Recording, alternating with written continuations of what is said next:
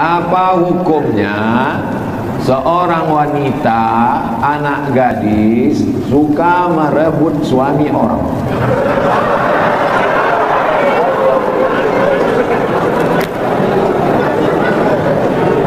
Pergi ke laut menangkap berang-berang,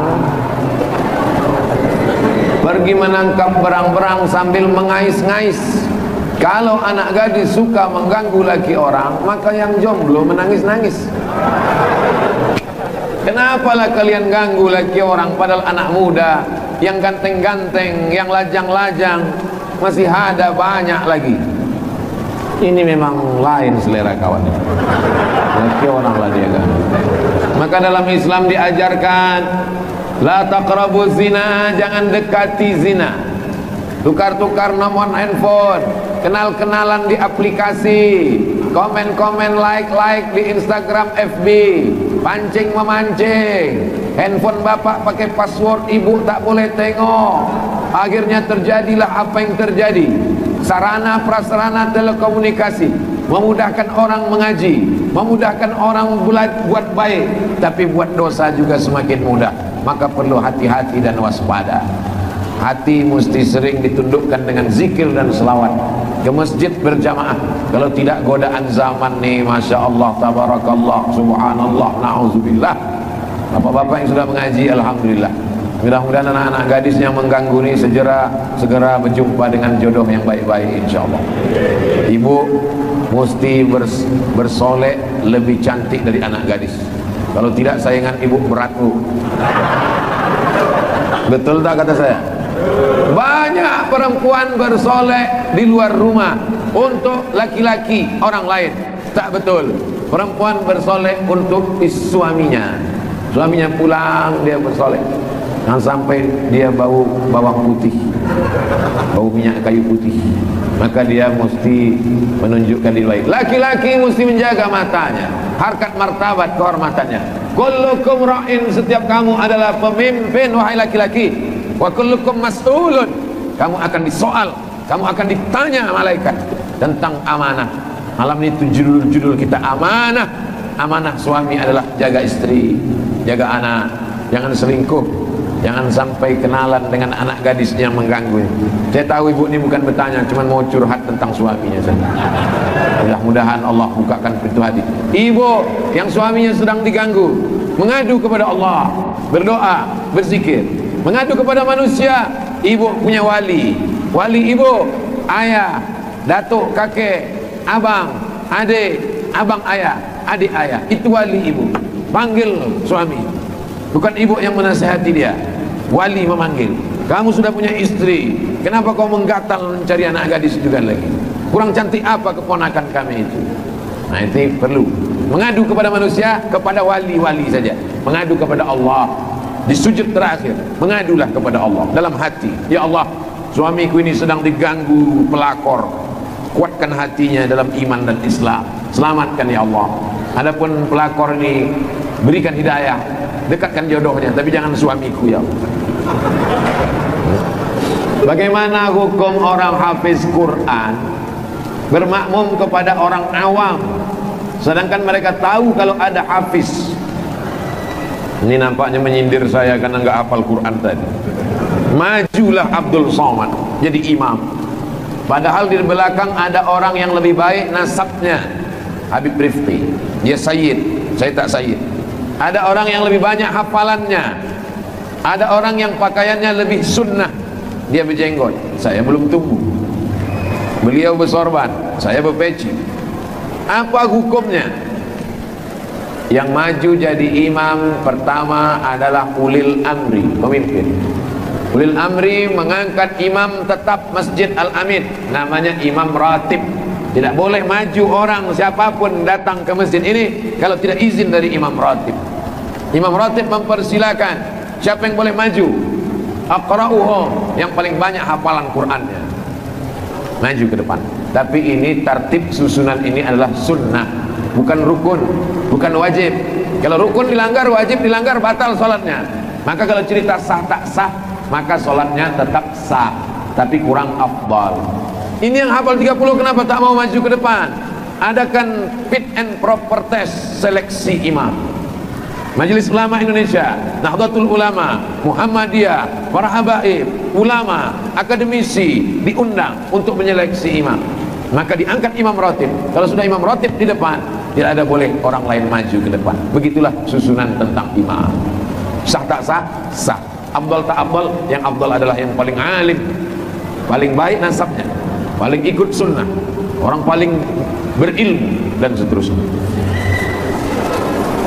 Apa dosa yang dibuat kemudian dihukum di dunia sesuai syariat Islam, di akhirat apakah masih diadili lagi? Itulah kenapa zaman Nabi datang seorang perempuan, aku berzina ya Rasulullah, na'udzubillah, hukumlah aku. Kata Nabi, pulanglah engkau ke kampungmu, lahirkan anakmu, karena dia sedang mengandung. Kalau dia dilempar pakai batu mati, anaknya tak salah, lahirkan anakmu. Setelah anaknya lahir, dia datang lagi, hukumlah aku. Kata Nabi, anakmu punya hak, susukan anakmu 2 tahun, pulang ke kampung, susukan anakmu 2 tahun, karena di dalam badanmu ada air susu. Kewajibanmu adalah hak anakmu. Kalau ibunya dihukum mati, zalim, karena anaknya belum dapat hak menyusui. Pulang dia ke kampung. Setelah 2 tahun dia datang lagi, baru dijatuhi hukuman. Itulah yang menyebabkan mereka ingin dapat hukuman di dunia, supaya di akhirat mereka lepas selepas-lepasnya. Adapun kita sekarang tidak ada perangkat hukumnya, tidak ada ulil amri yang mampu melaksanakannya, maka kita bertaubat kepada Allah, taubat nasuha. Mandi taubat, salat sunat taubat, salat sunat taubat, berzikir, beristighfar, minta ampun kepada Allah. Mudah-mudahan segala dosa-dosa kita diampunkan Allah Subhanahu wa ta'ala. Ma min muslimin yuznibu dzamban. Kalau ada orang Islam, orang beriman berdosa, summa yatatahhar, mandi dia bersuci, summa yusalli rak'ataini, salat sunat 2 rakaat, salat sunat taubat, usalli sunnatat taubat rak'ataini lillahi ta'ala, ayatnya bebas. Summa yastaghfirullah, memperbanyak istighfar, minta ampun kepada Allah. Wallahi, demi Allah, inilah astaghfiru ila rabbi wa atubu ilaih, aku beristighfar kepada Allah mi'ata marrah, 100 kali sehari semalam. Nabi Muhammad sallallahu alaihi wasallam minta ampun, beristighfar kepada Allah 100 kali sehari semalam. Padahal dia tak berdosa, padahal dia dijamin masuk surga, padahal dia sayyidul anbiya wal mursalin. Kenapa istighfar kita terlalu sedikit? Maka perbanyak istighfar, minta ampun kepada Allah Subhanahu wa ta'ala. Bagaimana cara kita untuk terus bertawakal kepada Allah? Usaha dulu, pakai masker, cuci tangan, jaga jarak, berhati-hati, waspada, tawakal. Kena juga takdir. Sehat berarti Allah panjangkan umur supaya beribadah. Mati berarti ajal sudah sampai.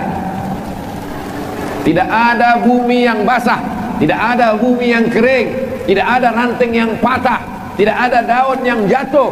Langkah rezeki, pertemuan maut, kuasa Allah. La haula wala quwata illa billah. Motornya dikunci, helmnya dikunci, urus SIM STNK BPKB, bayar pajak, naik motor, bismillahirrahmanirrahim, la haula wala quwata illa billah, klik jalan, tengok kiri kanan, waspada, tajam, ditabrak takdir. Main handphone, sempat lu update status sambil ditabrak, sebab akibat kurang hati-hati. Maka bertawakal setelah usaha dan ikhtiar, jangan bertawakal sebelum usaha dan ikhtiar. Serahkan kepada Allah Subhanahu wa ta'ala. Bagaimana cara agar kita terhindar dari sifat iri dan dengki? Pertama, pahami siapa yang iri, siapa yang dengki, hilang amalnya. Iyyakum wal hasada, takutlah kamu penyakit hasad. Fa innal hasada, karena penyakit hasad yakulul hasanat, memakan amal-amal baik. Tanamkan ke dalam diri. Hai Abdul Somad, kalau kau hasad, pahala ceramah kau hilang. Hai Abdul Somad, kalau kau hasad, maka solatmu melayang. Hai Abdul Somad, kalau kau hasad, maka zikir selawatmu terbang. Dalam hati tanamkan, jangan kau hasad, jangan kau hasad. Kedua, doakan orang yang dapat nikmat. Kawan sekantor yang baru dapat promosi jabatan, tetangga yang baru dapat mobil baru, sahabat yang baru bangun renovasi rumah baru, kawan sama-sama tamat dari kuliah, dapat kerja, nikah, kita belum juga lagi. Datang hasad dalam hati, doakan dia di tengah malam, panjangkan umurnya ya Allah, sehatkan dia supaya menghilangkan hasad dari dalam hati. Yang ketiga, berdoa kepada Allah, bersihkan hatiku dari hasad ya Allah. Rabbi syrah li sadri, lapangkan hatiku, bersihkan. Di antara menyebabkan hati sempit adalah karena hasad. Gara-gara hasad, hati sempit, jantung berdetak rusak, kumat ke kepala, berpengaruh ke tubuh. Orang beli rumah baru, naik darah tinggi. Orang beli mobil baru, kumat jantung koroner. Gara-gara hasad. Tapi yang selalu disalahkan kambing. Kata kambing, aku tak salah. Itulah gara-gara kambing hitam. Assalamualaikum Ustaz. Waalaikumsalam warahmatullahi wabarakatuh. Saya di kapal perjalanan ke Maluku Utara, ke kampung Habib Rifki. Dihantam ombak kapal kami, sempat goyang. Lalu saya mengumpulkan prajurit untuk bersama baca Yasin. Kumpulkan prajurit, baca Yasin. Yasin wal Qur'anil Hakim, innaka laminal mursalin ala siratim mustaqim. Dan ada yang bilang surat Yasin tak usah dibaca karena tak ada dalilnya. Kalau saya lah yang jadi komandan di situ, ini sedang gocang, kita sudah ajak baca Yasin, tiba-tiba datang satu orang berdiri, jangan baca Yasin, gak ada dalil, campakkan dia ke bawah. Orang sedang susah. Wa idza quri'al Qur'an, kalau Quran dibacakan, fastami'u lahu, dengar baik-baik, wa ansitu, diam, la'allakum turhamun, mudah-mudahan kamu dapat rahmat. Mendengar Quran saja dapat rahmat, kalau baca Quran maka turun rahmat. Bapak beserta pasukan yang ada di kapal tenang, ketenangan, risau, takut, cemas, ombak ke bawah tak berpijak, ke atas tak bergantung, dipukul ombak, dihempas gelombang, terbayang anak, terbayang istri, terbayang kredit belum lunas. Membaca Yasin menurunkan ketenangan, menurunkan rahmat Allah. Yasin itu Quran apa tak Quran? Quran. Kenapa mesti Yasin? Kenapa mesti Yasin Ustaz? Karena Al-Baqarah kepanjangan. Bukan. Likulli syai'in qalbun, segala sesuatu punya hati. Wa qalbul Quran Yasin, hatinya Al-Quran adalah Yasin. Kalau kau dapat hatinya, kau dapat semuanya. Bapak bisa dapat ibu kan karena hatinya duluan. Begitu juga dengan Quran, hatinya kau sentuh, maka dapat yang lain-lain. Itulah maka Yasin dibaca. Kenapa Yasin dibaca? Buka tafsir Ibnu Katsir, di muqaddimah tafsir Ibnu Katsir surat Yasin, apa kata Imam Abul Fida Ismail Ibnu Katsir? La tuqra'u fi amrin asirin. Kalau surat Yasin ini dibacakan pada perkara yang susah, yang sulit, yang payah, illa yassarahullah, dimudahkan Allah. Sulit sakaratul maut, bacakan, gol, mati. Sulit anak lahir, bacakan, dimudahkan Allah. Kesulitan di tengah lautan, tak ada tempat meminta menolong, memintalah dengan baca surat Yasin. Yang keempat, bertawassul kepada Allah dengan amal soleh. Setelah dibaca Yasin tadi, minta, ya Allah, kami meminta kepada Engkau berkat kemuliaan surat Yasin, lepaskan kami dari musibah ini ya Allah. Begitu tentang membaca surat Yasin ketika menghadapi masalah. Saya dan istri ada problem Pak Ustadz. Siapa yang tak punya problem?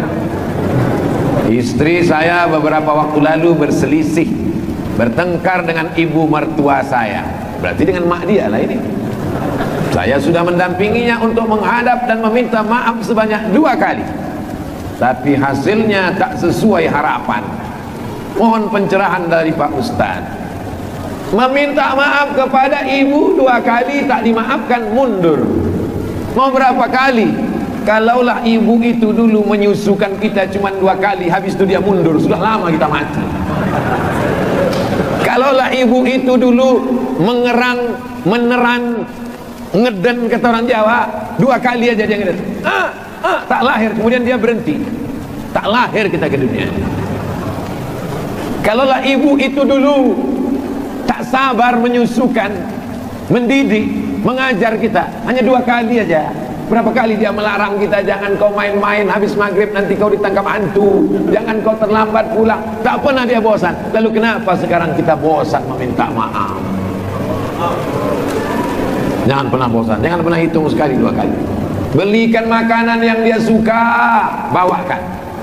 Besok sore bawakan goreng pisang mulut bebek sama guraka. Bawakan sup saudara, bawakan makanan yang dia suka. Belikan mukena telekung, belikan sajadah, belikan tasbih. Masalah dipakainya tak dipakai, ada masanya dibukakan Allah pintu hatinya. Anak lajang mendekati anak gadis, perempuan menaklukkan hatinya, bolak-balik datang, padahal yang diinginkannya masa depan. Anak lajang mendekati perempuan itu kan masa depan, ibu itu masa lalu. Sudah diberikannya rahim, sudah diberikannya air susunya, sudah diberikannya tetes 10 keringat air matanya, sobek dagingnya waktu mengeluarkan kita. Lalu kita menghitung sudah 2 kali, 3 kali. Jangan pernah hitung. Sampai kapan? Sampai malaikat maut mencabut nyawanya. Jangan pernah muak datang. Setiap kali datang kita itu bernilai pahala-pahala. Ustaz enak ngomong gitu kan, karena bukan Ustaz mengalami gitu jemaah. Itu takdirmu bro. Ada orang amal solehnya dengan menjadi pemimpin yang adil. Ada orang amal solehnya dengan majlis ilmu dan sholawat. Ada orang amal solehnya dengan amar ma'ruf nahi mungkar. Engkau amal solehmu adalah mencari ridha ibu. Ketika kau dapat ridhanya, ridha Allah fi ridhal walidain. Ridha Allah terletak pada ridha kedua orang tua. Pernahkah kita menghitung-hitung berapa kali minta ridha Allah? Tidak. Begitu juga lah kita minta ridha ibu. Kita doakan bersama nanti di akhir majlis dipimpin oleh Habibana Habib Rifqi Al-Hamid. Mudah-mudahan segala yang kena kesulitan, termasuklah saudara kita yang belum dapat ridha ibu ini, dibukakan Allah pintu hati ibu, insyaallah. Apa hukumnya belum mandi junub sholat? Dia junub tidur, pas azan Allahu Akbar berwudu sholat, Assalamualaikum warahmatullahi baru sadar rupanya belum mandi junub. Maka tidak sah sholat orang yang sedang dalam keadaan berhadas besar. Nawaitu raf'al hadasil akbari, aku berniat menghilangkan, menggugurkan hadas besar, listibahati salati, supaya aku boleh sholat. Fardu alayya, wajib bagi diriku, lillahi ta'ala. Hadas kecil belum gugur sholat tak sah, hadas besar belum gugur tidak sah. Bagaimana kalau sudah sholat? Maka sholat yang dilaksanakannya tadi diulang. Nama sholatnya i'adah. Sholat itu ada 3. Pertama, sholat adaan. Usolli fardal isya'i 4 raka'atin adaan, tunai. Yang kedua, qadaan, mengganti sholat yang tinggal, namanya qada. Yang tadi dia tidak tinggal karena dia sudah sholat, tapi sholatnya tidak sah, maka sholatnya diulang. Maka sholat yang diulang itu namanya i'adah. Yang jadi masalah kalau dia jadi imam, macam mana dia memberitahu makmumnya? Maka daripada minta maaf di akhirat, lebih baiklah di share di grup WhatsApp hari ini kepada seluruh anggota grup. Ternyata tadi aku lupa mandi junub, jadi kalian ulanglah sholat itu lagi. Apakah berinvestasi saham di aplikasi itu halal atau haram? Apapun nama transaksinya, karena nanti makin canggih, ada namanya jual beli e-commerce, elektronik, commerce, komersial melalui aplikasi.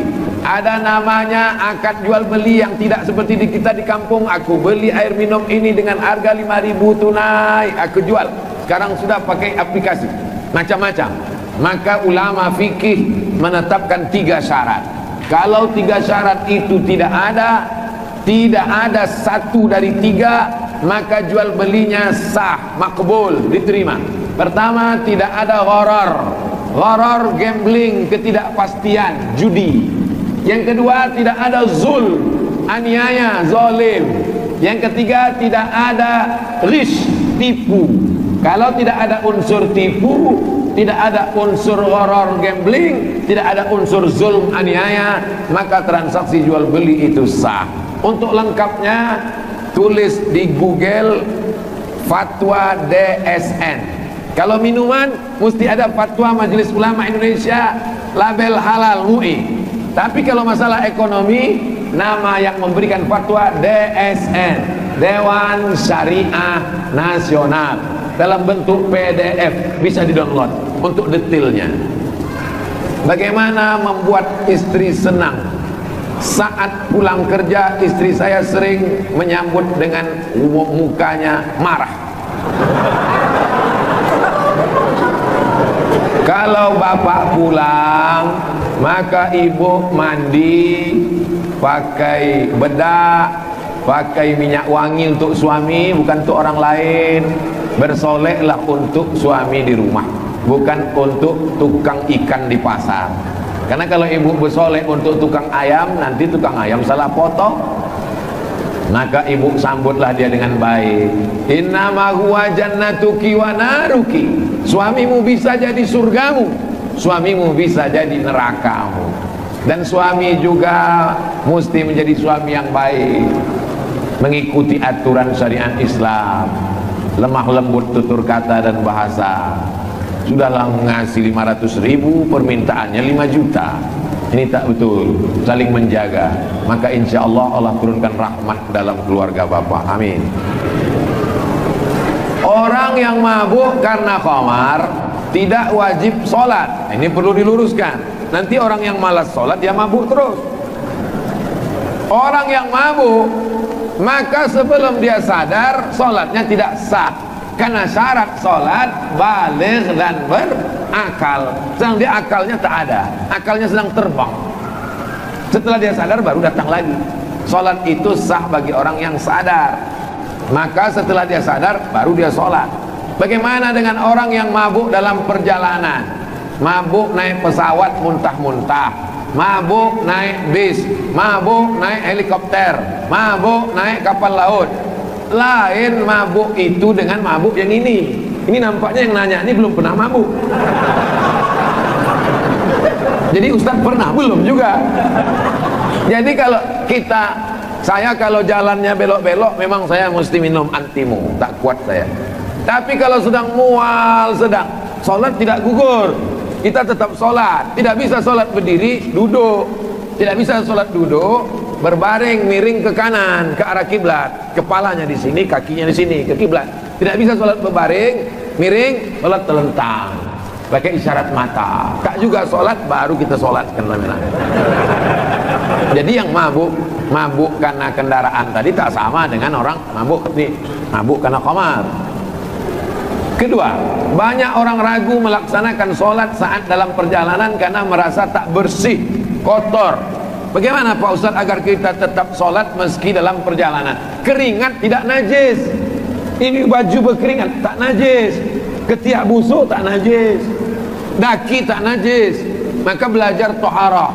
Mau sholat baju, maka yang paling bagus, berhenti saya di masjid pinggir jalan, saya tengok supir kol diesel membuka tempat duduk mobilnya, diambilnya kresek. Saya sempat suuzon, saya sangka dia mau numpang di kamar mandi masjid. Keluar dari toilet saya tengok dia pakai sarung. Supir kol diesel punya sarung untuk sholat karena dia takut terpercik. Jadi bapak-bapak yang musafir bawa kain sarung, nanti buka pakaian, celana, pakai kain sarung, sholat, baju bersih. Kan tak ada orang kencing, air kencingnya sampai ke atas kan tak ada. Yang dikhawatirkan itu kan tuh, maaf, cuman celana dalam sama celana tuh. Celana tuh khawatir terpercik waktu air kencing ke kaki.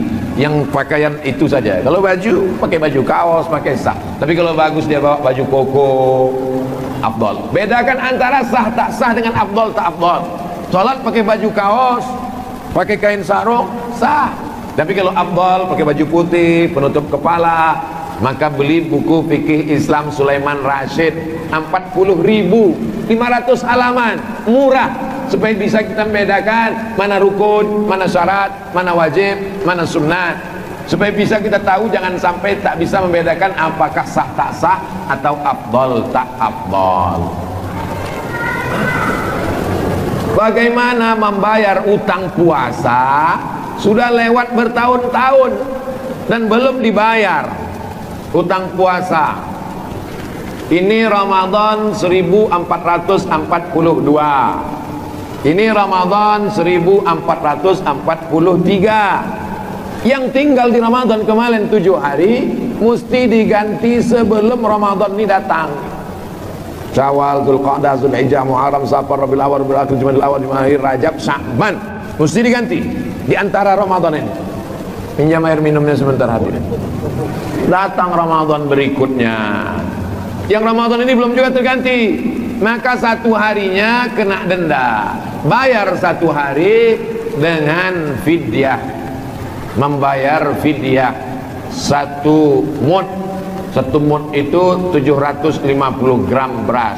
Jadi kalau tadi sebelum Ramadan ditinggal, sebelum Ramadan ini datang, dia hanya wajib bayar 1 hari, 1 hari, 1 hari, 1 hari.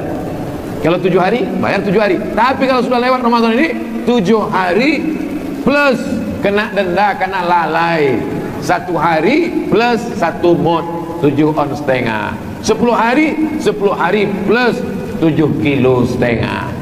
Datang Ramadan berikutnya, apakah dengan bertambahnya Ramadan lalu dendanya bertambah? Tidak.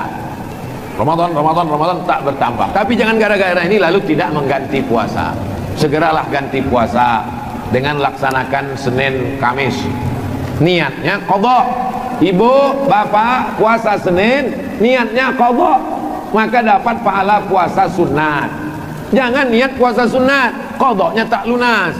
Puasa hari Senin, puasa hari Kamis, niatnya qadha, insyaallah qadhanya lunas dan pahala puasa sunatnya dapat. Bagaimana kalau meninggal sebelum diqadha puasanya? Man mata, siapa yang mati, wa alaihi siyamun, punya hutang puasa, shoma anhu waliyuhu, dengan mati utang puasa tidak lunas.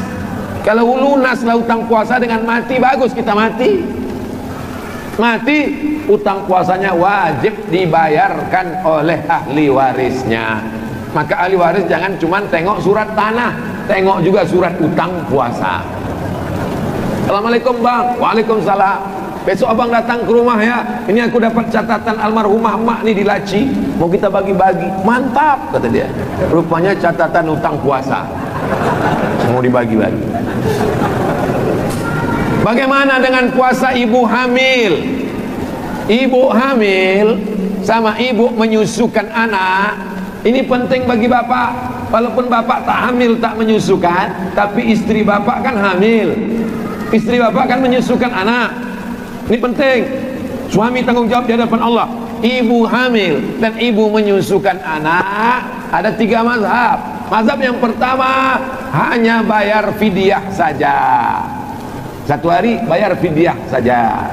1 mud 7 on setengah tambah plus lauk pauk. 1 hari bayar 1 fidyah. Pendapat pertama. Pendapat yang kedua, qadha saja, tidak usah bayar fidyah, qadha saja, ganti saja. Pendapat kedua. Tapi saya lebih condong pendapat ketiga, mazhab Syafi'i. Dalam mazhab Syafi'i, perempuan hamil dan menyusukan anak, kalau dia tidak puasa karena dirinya, qadha saja. Ibu kenapa tak puasa? Badan saya lemas, qadha saja. Tapi kalau dia tak puasa karena anaknya, kata dokter SPOG, janinnya lemah, anak yang disusukannya lemah, karena unsur ekstern di luar tubuhnya anaknya, maka dia kena 2, bayar qadha plus fidyah. Saya condong ke pendapat yang ketiga. Ibu hamil, kalau karena dirinya dia qadha saja, tapi kalau ada unsur anaknya, unsur janinnya, kena qadha dan fidyah. Lebih selamat pakai mazhab Syafi'i. Yang setuju dengan Ustaz Somad, pilih mazhab yang lain. Apa hukumnya orang datang ke masjid untuk mendengarkan tausiah, tidak ada niatnya untuk sholat berjamaah? Saya menganjurkan pengajian jangan buat setelah Isya. Saya dari dulu kalau pengajian, Ustadz datang setelah Isya. Enggak, pengajian kalau saya mesti maghrib. Tujuannya apa? Kalau dibuat setelah Isya, Ustadznya datang, jamaahnya belum datang. Dibuat pengumuman kepada jamaah, datanglah segera ke masjid karena Ustadz sudah nunggu dari tadi, minumannya udah habis. Maka buat acara maghrib, insya Allah dia sholat berjamaah 2 kali. Maghribnya berjamaah, isyaknya berjamaah. Ini salah satu teknis, termasuklah malam ini. Maghrib, setelah maghrib, isya, setelah isya tanya jawab. Begitu teknis kalau saya buat pengajian. Maghrib ke isya, 45 menit. Habis isya, buka tanya jawab. Bagaimana kalau ada orang cuma ikut pengajian tidak sholat berjamaah? Sholat berjamaah menurut mazhab Syafi'i sunnat muakkad. Menurut mazhab Syafi'i fardu kifayah. Menurut mazhab Maliki sunnat muakkad. Menurut mazhab Hambali fardu ain.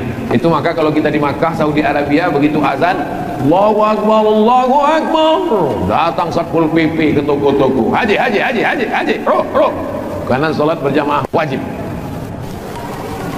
Dalam setiap ceramah Ustadz mengatakan carilah guru, carilah mursyid menuntut ilmu. Adakah mursyid di akhir zaman ini Pak Ustadz?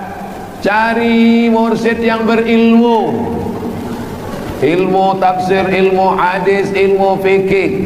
Cari yang bersilsilah. Kalau dia tarekat Naqsyabandiyah, kalau dia tarekat Syaziliyah, kalau dia tarekat Qadiriyah, kalau dia tarekat Samaniyah, tidak meninggalkan syariat, berakhlakul karimah, jadikanlah dia mursyid pembimbing. Kata Syekh Muhammad Said Ramadan Al-Buti dari Suriah Damaskus, kalau kau bingung tak ada mursyid, maka perbanyaklah sholawat, maka Nabi akan membimbing hatimu dengan memperbanyak sholawat. Tapi tetap berguru, ngaji kepada para habaib, kepada para ulama ahlus sunnah wal jamaah. Insya Allah Allah akan menerangi hati dengan cahaya iman. Walladzina jahadu fina, orang yang bermujahadah, dilawannya hawa nafsunya untuk mencari hidayah, lanahdiyannahum subulana, kami akan tunjukkan jalan kami. Jalan yang paling utama untuk mendapatkan bimbingan adalah dengan memperbanyak sholawat. Allahumma salli ala Sayyidina Muhammad wa ala ali Sayyidina Muhammad. Berapa persen dari gaji yang harus dikeluarkan untuk sedekah? Kalau zakat 2,5%. Kalau sedekah Pak Ustadz, sedekah tidak ada batasan, tapi tidak boleh semuanya.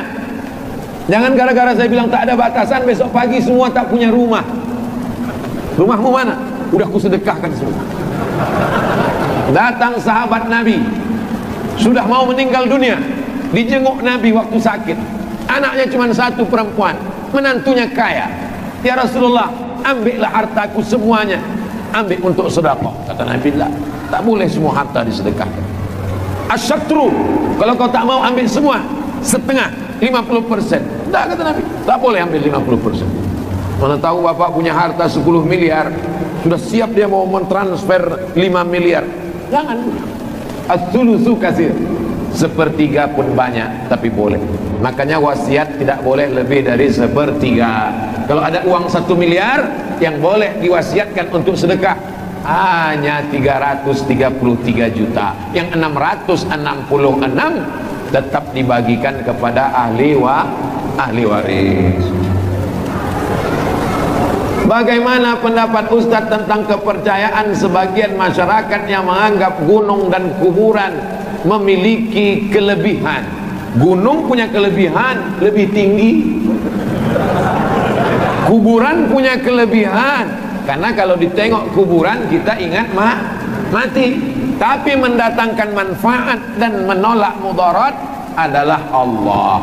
La ilaha illa huwa iyyaka na'budu wa iyyaka nasta'in. Saya pakai cincin, ya, cincin ini punya kelebihan, punya. Apa kelebihannya? Di antara batu-batu yang hitam, dia hijau, kan punya kelebihan, tapi dia tidak mendatangkan manfaat dan mudarat. pakailah ini. Kalau dipakai ini, semua mata jamaah akan tertuju kepada ustaz. Kemana tangan ustaz bergerak, ke situ mata jamaah. Saya tidak meyakini itu. Manfaat dan mudarat hanya datang dari Allah. Itulah makna Asmaul Husna, huwa darru, yang mendatangkan manfaat dan mudarat, menolak mudarat Allah. Maka memintanya kepada Allah. Siapa yang meyakini bahwa gunung mendatangkan manfaat, bahwa laut mendatangkan mudarat, diyakininya itu dari gunung dan dari laut itu, berarti dia sudah menduakan Allah. Ada kuasa selain kuasa Allah. Berarti ada kuasa gunung, ada kuasa laut. Padahal kita berkata la ilaha illallah, la haula wala quwata illa billah. Itulah tauhid. Tauhid artinya esa, tunggal, yang kuasa, yang berhak, yang mendatangkan manfaat, yang menolak mudarat, hanya Allah. Jangan persekutukan Allah dengan yang lain. Mati dalam keadaan syirik, ini neraka jahanam tempatnya. Maka kita taubat nasuha dari segala bentuk kesyirikan. Bagaimana sikap kita sebagai seorang anak untuk menegur orang tua yang salah? Bapak saya sudah tak sama dengan ibu saya 26 tahun karena bapak menikah lagi. Tapi bapak tidak memberikan nafkah buat anak-anaknya, padahal bapak termasuk kategori orang yang mampu. Bapak-bapak, kasih 5 kepada anakmu, Pak. Yang pertama, makan. Yang kedua, pakaian. Yang ketiga, tempat tinggal. Yang keempat, pendidikan. Yang kelima, perhatian. Kalau kau tidak berikan, maka kau akan dituntut di hadapan Allah. Salatmu akan diambil mereka, hajimu akan ditarik mereka, puasa sunatmu akan dihabis. Inilah orang yang miskin, muflis, bangkrut. Atadrun amal muflis? Tahukah kamu itu siapa orang yang bangkrut? Siapa ya Rasulullah? Orang yang bangkrut adalah orang yang menganiaya. Tak dia kasih yang 5 ini, dia akan dituntut di hadapan Allah Subhanahu wa taala. Makan, pakaian, tempat tinggal, pendidikan, perhatian. Walaupun kau sudah mengaji anak muda, jangan pulang-pulang dari sini kau ceramahi bapakmu. Sini sebentar, Pak. Ada 5 yang mau ku sampaikan. Pertama, makanan. Yang kedua, pakaian. Yang ketiga, tempat tinggal. Yang keempat, pendidikan. Yang kelima, perhatian. Kalau 5 ini tak kau berikan ke aku, maka solatmu melayang. Itu cukup aku saja. Menyampaikan ini berat, guys. Maka itu cukup aku saja. Kau tinggal potong video ini, kirimkan ke nomor WhatsApp bapak. Dimakinya engkau, disumpah serapahnya engkau. Insya Allah itu semua menjadi beban pemberat amal solehmu di akhirat nanti, insya Allah. Ada orang diuji dengan penyakit, ada orang diuji dengan kebakaran, tapi kau diuji seperti Nabi Ibrahim alaihissalam, mendapatkan bapak yang kurang ajar macam ini. Maka insya Allah kalau kau ridho, kau sabar, tapi kau tetap jalankan syariat, maka kau mendapatkan pahala sabar. Tapi jangan diam, karena perbuatan dia itu tak betul, perbuatan dia itu mungkar, perbuatan dia menyia-nyiakan anak, tak memberi nafkah, itu zalim. Maka dia mesti diluruskan. Yang meluruskannya adalah kita bersama. Amar ma'ruf nahi mungkar.